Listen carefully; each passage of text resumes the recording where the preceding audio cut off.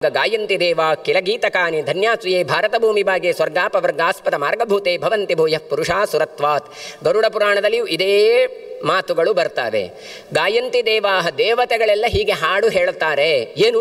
ಭಾರತದಲ್ಲಿ ಹುಟ್ಟುವುದು ಧನ್ಯತಮ, ಧನ್ಯ ಧನ್ಯ ಅಂತ ಹೇಳ್ತಾರೆ. ಯಾಕೆ ಕೇಳಿದರೆ, ಭಾರತದಲ್ಲಿ ಹುಟ್ಟಿದರೆ ಮಾತ್ರ ಸ್ವರ್ಗಾಪವರ್ಗ, ಸ್ವರ್ಗ ಮತ್ತು ಅಪವರ್ಗ. ಅಪವರ್ಗ ಅಂದರೆ ಮೋಕ್ಷ, ಸ್ವರ್ಗ ಅಂದರೆ ಸುಖಾದಿಗಳು. ಇದು ಸಿಕ್ಕಬೇಕಾ ಭಾರತದಲ್ಲೇ ಹುಟ್ಟಬೇಕು. ಅಲ್ರಿ, ನಾನು ಫಾರಿನಿಗೆ ಹೋಗ್ತೇನೆ. ಹೌದು, ಯಾಕೆ ಹೋದದ್ದು? ಮೋಕ್ಷಕ್ಕೋಸ್ಕರವ? ಪುಣ್ಯ ಸಂಪಾದನೆಗೆ? ಅಲ್ಲಪ್ಪ, ಹಣ ಮಾಡಲಿಕ್ಕೆ. ನಾವು ಹೇಳುತ್ತಾ ಇರೋದು ಯಾವುದಕ್ಕೆ? ಪುಣ್ಯ ಸಂಚಯನಕ್ಕೋ ನಿಮ್ಮ ಜೀವಿತದಲ್ಲಿ ಮಾಡುವ ಪುಣ್ಯ ಸಂಪಾದನೆಕ್ಕೋ ಮೋಕ್ಷಕ್ಕೋ ಕಾರಣಭೂತವಾದದ್ದನ್ನು ಹೇಳ್ತಾ ಇದ್ದೇವೆ. ಹಣ ಸಂಪಾದನೆಗೆ ನಾವೇನು ಹೇಳಿಲ್ಲ. ಹಣ ಸಂಪಾದನೆಗೋಸ್ಕರ ವಿದೇಶಕ್ಕೆ ಹೋಗ್ತಾರೆ, ಅದಕ್ಕೆ ಭೋಗ ಭೂಮಿ ಅಂತ ಹೇಳಿಬಿಟ್ರು.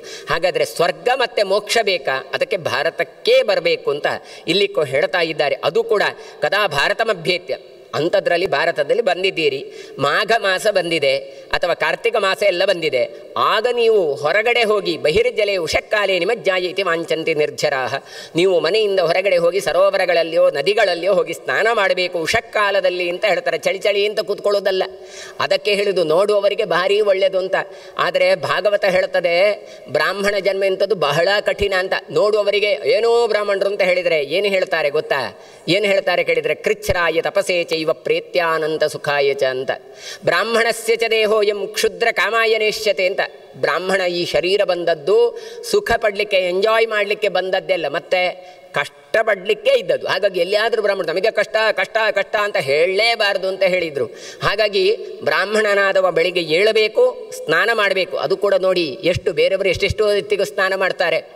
ನಾವು ಏನು ಕೇಳಿದರೆ ಬೆಳಿಗ್ಗೆ ಬೇಗ ಎದ್ದು ಸ್ನಾನ ಮಾಡಬೇಕು. ಯಾವಾಗ ಚಳಿ ಇರ್ತದೆ ಹೇಳಿ? ಸಾಮಾನ್ಯವಾಗಿ ಡಿಸೆಂಬರಲ್ಲಿ ಚಳಿ ಆರಂಭ ಆಗತ್ತೆ.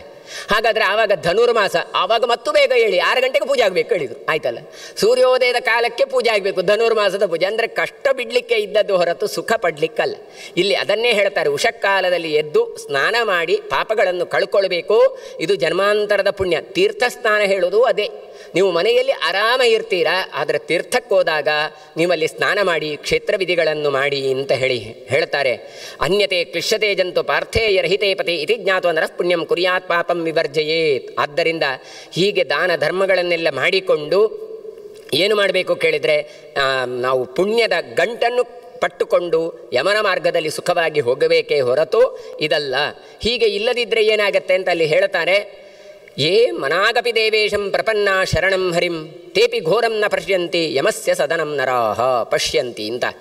ತೇಪಿ ಘೋರಂ ನ ಪಶ್ಯಂತಿ ಯಮಸ್ಯ ಸದನಂ ನರಾಹ. ನೀವು ಒಂದು ವೇಳೆ ಸ್ನಾನ ಇತ್ಯಾದಿಗಳನ್ನು ಮಾಡದೇ ಇದ್ದರೆ, ತೀರ್ಥ ಸ್ನಾನ ಮಾಡದೇ ಇದ್ದರೆ, ಮಾಸಗಳಲ್ಲಿ ಭಗವಂತನ ಚಿಂತನೆ ಮಾಡದೇ ಇದ್ದರೆ ನೀವು ಯಮಸದನವನ್ನು ನೋಡಬೇಕಾಗತ್ತೆ. ಹಾಗಾದರೆ ಮಾಡಿದರೆ ಯಮಪಟ್ಟಣವನ್ನು ನೋಡಬೇಕಾಗಿಲ್ಲ ಅಂತ ಕೊಡ್ತಾರೆ. ನಾರಾಯಣಂ ಪರಂ ದೇವಂ ಸಚ್ಚಿದಾನಂದ ವಿಗ್ರಹಂ ಯಜದ್ವಂ ಬಾಂಧವಾಯೂಯಂ ವಿಮುಕ್ತಿಂ ಯದಿವಾಚ್ಛತ. ನಿಮಗೆ ಮೋಕ್ಷ ಬೇಕು, ನಿಮಗೆ ಕಷ್ಟ ಬರಬಾರದು ಅಂತ ಕೇಳಿದರೆ ಏನು ಮಾಡಿ? ನಾರಾಯಣನನ್ನು ಸಚ್ಚಿದಾನಂದ ವಿಗ್ರಹ ಅಂತ ಚಿಂತನೆ ಮಾಡಿ. ಸತ್ ಚಿತ್ ಆನಂದ, ಅತ್ಯಂತ ಸುಖಪೂರ್ಣನಾದ ಭಗವಂತ ಅಂತ ಆಲೋಚನೆ ಮಾಡಿ, ನಿಮಗೆ ಸುಖ ಸಿಕ್ಕತ್ತೆ. ದುಃಖರಹಿತನಾದವ ಭಗವಂತ ಅಂತ ಆಲೋಚನೆ ಮಾಡಿ, ನಿಮ್ಮ ದುಃಖಗಳು ನಾಶ ಆಗತ್ತೆ. ಯಜದ್ವಂ ಬಾಂಧವಾಯೂಯಂ, ನೀವು ಅಂತಹ ವಿಷ್ಣುವನ್ನು ಆರಾಧನೆ ಮಾಡಿ ನಿಮ್ಮ ಎಲ್ಲ ಕಷ್ಟಗಳನ್ನು ದೂರ ಮಾಡಿಕೊಳ್ಳಿ ಅಂತ ಹೇಳ್ತಾರೆ. ಹೀಗೆ ಹೃತಂಚ ಭೋಜನಾಧ್ಯಕ್ಷ ಕಿಮಾಯುಧ ಸಮಾಹೃತಂ. ಇನ್ನೂ ಹೇಳಬೇಕಾ ನಿಮಗೆ, ಈ ಮನುಷ್ಯನಾಗಿ ಬಂದು ನಾಶ ಮಾಡಿಕೊಳ್ಬೇಡಿ. ಇಡೀ ಜೀವನವನ್ನು ಲೆಕ್ಕಾಚಾರ ಮಾಡಿ ಕೊಡ್ತಾರೆ ಅವರು. ಏನು ಹೇಳ್ತಾರೆ? ಇಡೀ ಇದರಲ್ಲಿ ಅರ್ಧ ಭಾಗ ನಿದ್ದೆಗೆ ಹೋಗುತ್ತೆ. ಶರೀರಂ ಮೃತ್ಯು ಸಂಯುಕ್ತಂ ಜೀವಿತಂ ಚಾಪಿ ಚಂಚಲಂ. ಇದು ಚಂಚಲವಾದ ಶರೀರ. ಇಲ್ಲಿ ಏನಾಗುತ್ತೆ ಕೇಳಿದರೆ, ರಾಜಾದಿಭಿ ಧನಂ ಧಾದ್ಯಂ ಸಂಪದಃ ಕ್ಷಣಭಂಗುರಾಹ. ನಿಮಗೆ ಸಂಪತ್ತೆಲ್ಲ ಇದ್ದರೆ ಅದೆಲ್ಲ ಕ್ಷಣಭಂಗುರಾಹ, ಕೆಲವು ಕಾಲದವರೆಗೆ ಇರ್ತದೆ, ಕೆಲವು ಕಾಲದ ನಂತರ ಹೋಗ್ತದೆ. ನೀವು ಏನು ಮಾಡಿ ಹೇಳಿದರೆ, ಆಯುಷೋ ಅರ್ಧಂತು ನಿದ್ರೆಯ. ಇಡೀ ಜೀವನವನ್ನು 100 ವರ್ಷ ಅಂತ ಲೆಕ್ಕಾಚಾರ ಮಾಡಿದರೆ ಅರ್ಧ ಆಯುಷ್ಯ ನಿದ್ರೆಯಲ್ಲಿ ಹೋಯಿತು. ಆಮೇಲೆ ಊಟಕ್ಕೆ ಅಂತ ಒಂದು ಹೋಯಿತು. ಆಮೇಲೆ ಕಿಮಾಯುರ್ ಬಲವತಾ ವೃದ್ಧತ್ವಂಚ ಕಿಯ ಸ್ಮೃತಂ. ವೃದ್ಧಾಪ್ಯದಲ್ಲಿ ಒಂದಷ್ಟು ವರ್ಷ ಹೋಯಿತು. ಆಮೇಲೆ ಹೇಳ್ತಾರೆ ಕಿಯದ್ ವಿಷಯ ಭೋಗ ಇಷ್ಟ. ಇದೆಲ್ಲ ಭಾಗವತದಲ್ಲೆಲ್ಲ ಬಂದ ವಿಚಾರಗಳೇ. ಆದರೆ ಇಲ್ಲಿ ಬಂದಂಥ ಶ್ಲೋಕಗಳು ಸ್ವಲ್ಪ ವ್ಯತ್ಯಾಸ ಉಂಟಷ್ಟೇ. ಕೆಲವೆಲ್ಲ ವಿಷಯ ಭೋಗದಲ್ಲಿ ಹೋಯಿತು, ಆಯಿತು. ಇನ್ನು ಸ್ವಲ್ಪ ಸಮಯ ಉಂಟು ಕೇಳಿದರೆ ಬಾಲಾಭಾವೇಚ ವಾರ್ಧಕ್ಕೆ, ಕೆಲವು ವೃದ್ಧಾಪ್ಯದಲ್ಲಿ ಹೋದರೆ ಕೆಲವು ಮಕ್ಕಳಾಟಿಕೆಯಲ್ಲಿ ಹೋಯಿತು.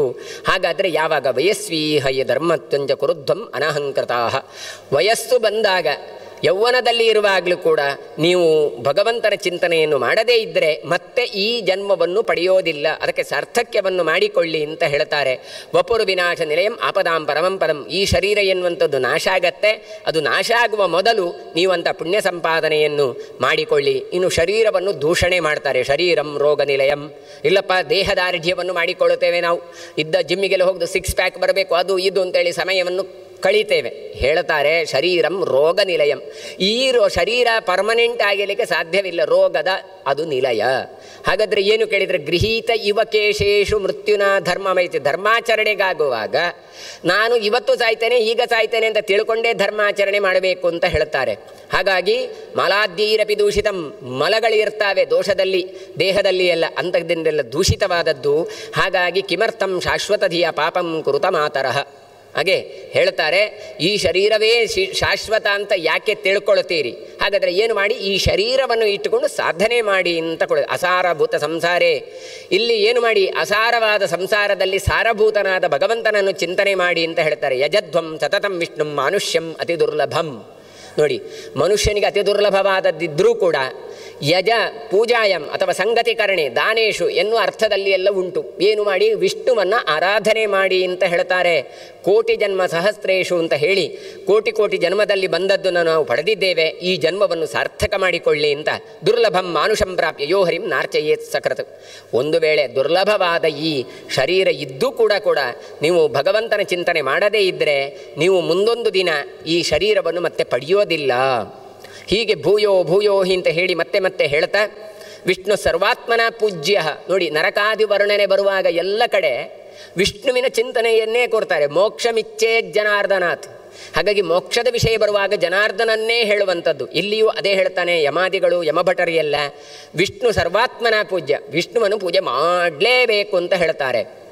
ಆಮೇಲೆ ಅಸೂಯ ತಥಾ ನೃಭಿ ತ್ಯಾಜ್ಯ ಬಿಡಬೇಕು, ಅಸೂಯಾದಿಗಳನ್ನು ಬಿಡಬೇಕು ಅಂತ ಹೇಳ್ತಾರೆ. ನೀವು ಜಗನ್ನಾಥನನ್ನು ಆರಾಧನೆ ಮಾಡದಿದ್ದರೆ ಹೇಗೆ ಸಂಸಾರವನ್ನು ದಾಟುತ್ತೀರಿ ಅಂತ ಹೇಳಿದರೆ, ಕಿಂ ವೇದೈಹಿ ಕಿಂ ತಪೋಭಿರ್ವ ಕಿಂ ಯಜ್ಞೈಹಿ ಉಕ್ತ ದಕ್ಷಿಣೈಹಿ ಅಹನ್ಯಹನಿ ಗೋವಿಂದಂ ತನ್ಮಯತ್ವೇನ ಶೃಣ್ವತಾಂ.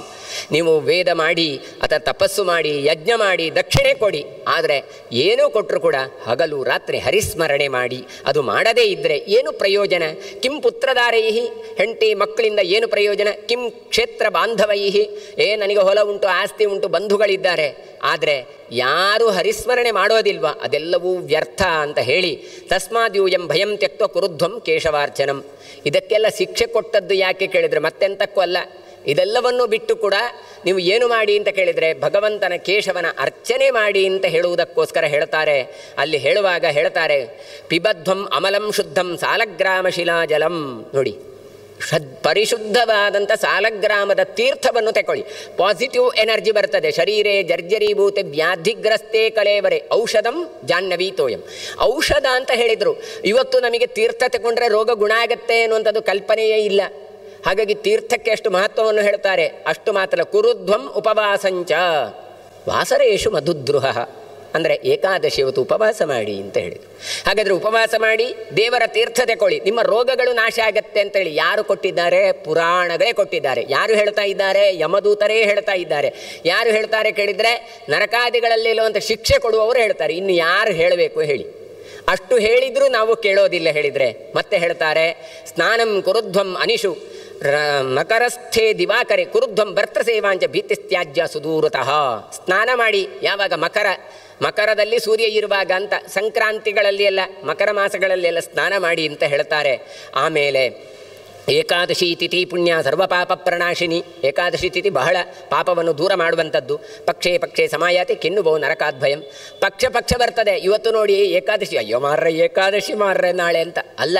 ಮತ್ತೆ ಅಯ್ಯೋ ಏಕಾದಶಿ ಯಾವಾಗ ಉಂಟು ಅಂತ ಖುಷಿಯಲ್ಲಿ ಇರಬೇಕಂತೆ. 15 ದಿನಕ್ಕೊಂದು ಬರಬೇಕು ಅಂತ ಹೇಳ್ತಾರೆ. ಏಕಾದಶಿಯ ನಾಳೆ ಅಂತ ಖುಷಿ ಪಟ್ಟುಕೊಂಡು ನೀವು ಏಕಾದಶಿ ವ್ರತವನ್ನು ಮಾಡಬೇಕು. ಹೀಗೆ ಮಾಡಿದರೆ ನಿಮಗೆ ನರಕದಿಂದ ಭಯ ಇಲ್ಲ ಅಂತ ಹೇಳ್ತಾರೆ.